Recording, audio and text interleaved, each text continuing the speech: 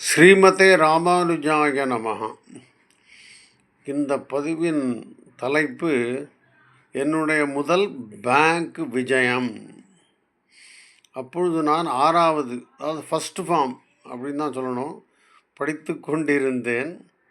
அப்புறம் English alphabets எல்லாம் தெரியும். அதுக்கப்புறம் கர்சிவ் ரைட்டிங்கில் கூட எனக்கு பயிற்சி உண்டு.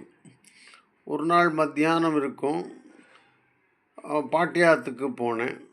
ரங்காச்சாரி மாமா இருந்தார். ரங்காச்சாரி என்னுடைய மாமா. என்னடா நாராயணா, என்ன கற்றுன்ருக்க ஸ்கூலில் அப்படின்லாம் விசாரித்தார்.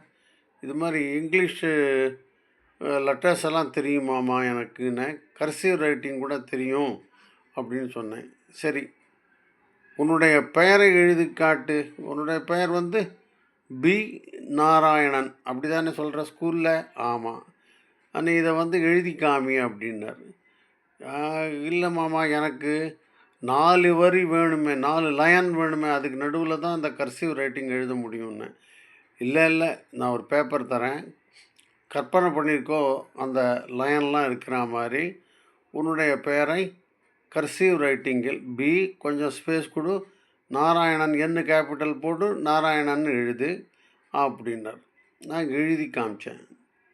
நல்லா எழுதுறீங்க, புரிஞ்சுக்கோ, இதுதான் கையெழுத்து அப்படின்னு சொல்லுவார்கள். உன்னுடைய பெயரை நீ எப்படி எழுதுகிறாயோ கர்சிவில் ரைட்டிங்கில், அதைத்தான் கையெழுத்து அப்படின்னு சொல்லுவோம். ஓஹோ அப்படின்னு தெரிந்து கொண்டேன்.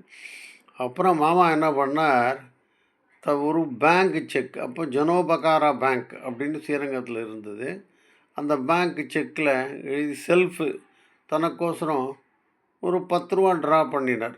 அதுக்கப்புறம் சொன்னார், என்ன பண்ணேன், இதே மாதிரி கையெழுத்த இந்த செக்கு பின்பக்கத்தில் எழுதி கொடு, பேங்க்கில் உனக்கு 10 ரூபா கொடுப்பாங்க அப்படின்னார். அடே, இவ்வளோ சுலபமா? அப்புறம் கேட்டேன், ஜனோபகாரா பேங்க் எங்கே இருக்குது தெரியுமா அப்படின்னு கேட்டார். அதுவும் ஞாபகம் இருக்குது, தெற்கு சித்திர வீதி. ஆமாம், தெற்கு சித்திர வீதியில் தான் இருக்குது. கோவில் வழியாக அப்போல்லாம் செருப்பெல்லாம் கிடையாது நிறைய பேருக்கு, எனக்கும் செருப்பு இல்லை. நான் அப்படியே கோவில் வழியாக தெற்கு வாசலை அடைந்து தெற்கு சித்திர வீதியை அடைந்தவுடன் வலதுகை பக்கம் திரும்பினேன். மாமா சொன்னார், அந்த இடத்துல ஜனோபகாரா பேங்க்னு எழுதியிருக்கோம், உள்ள நுழ, இதை கொடுத்தேன்னா அவர் 10 ரூபா தருவா பேங்க்கில் அப்படின்னார். மெதுவாக போகிறேன். பெரிய உயரமான படியாக இருந்து எனக்கு. நான் தாண்டி உள்ளே போன உடனே கொஞ்சம் சில்லுன்னு இருந்தது. வெளி டெம்பரேச்சர், வெளி உஷ்ணத்தை விட உள்ளுக்குள்ளே கொஞ்சம் வசதியாக இருந்தது.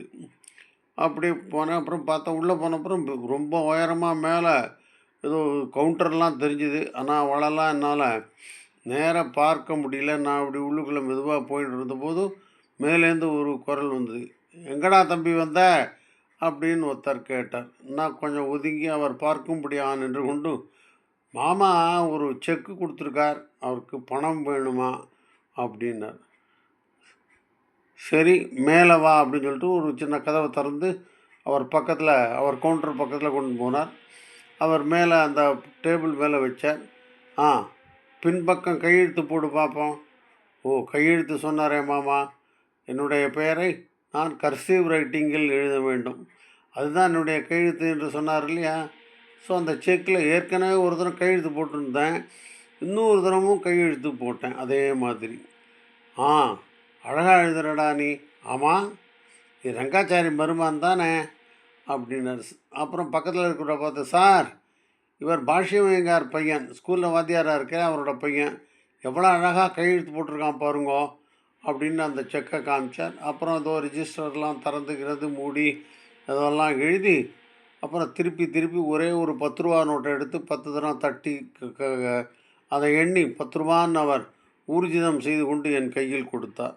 மாமாவிடம் கொடுத்து விடுவியோ இல்லையோ அப்படின்னு கேட்டார். கொடுத்துருவேன், மாமா தான் அந்த செக்கை கொடுத்தார், எதிர்பார்த்துன்னு இருப்பார் என்ன அப்படின்னு சொன்னேன். சரி, பத்திரமா பையில் வச்சுக்கோ. ஆற்றுக்கு நேரம் போகணும், தெரிஞ்சுதா? நான் மாமாட்ட சொல்கிறேன், ரொம்ப புத்திசாலியாக இருக்கான் அவன் மருமா நாராயணன் அப்படின்னு சொல்லிட்டு. ஆமாம்மா, நான் பாஷ்யத்தை பார்த்தா கூட சொல்வேன்னு இன்னொருத்தர் சொல்ல, அந்த 10 ரூபாய் பெற்றுக்கொண்டு மெதுவாக கோவில் வழியாக திரும்பி வந்து போனேன். மாமாட்ட கொண்டு போய் 10 ரூபா கொடுத்தேன். ஓ சபாஷ், நீ பேங்க்கை பார்த்துட்டு வந்துட்ட. இப்போ பேங்க்கில் என்ன நடக்கும்னு தெரியுறது உனக்கு. ரொம்ப சந்தோஷமாக இருக்குது. உன்னுடைய இதுதான் இந்த கையெழுத்து தான், நீ கையெழுத்து போட்டதுனால தான் இந்த பணம் கிடச்சிதுன்னு தெரிஞ்சுக்கோ. உன் கையெழுத்து ஒரு முக்கியமான விஷயம் அப்படின்னு மாமா திரும்ப சொல்ல நான் ரொம்ப சந்தோஷப்பட்டேன். இதுவாக இருந்தது என்னுடைய முதல் பேங்க்கு விஜயம். ஜனோபகாரா பேங்க் என்று அதற்கு பெயர். இப்பொழுது அது அங்கு இல்லை, இந்த இடத்துல ஐசிஐசிஐ பேங்க் வந்துடுத்து. இதுதான் சொல்லணும்னு. இது என்னுடைய வாழ்க்கை அனுபவம். ஸ்ரீமதே ராமானுஜாய நமஹ.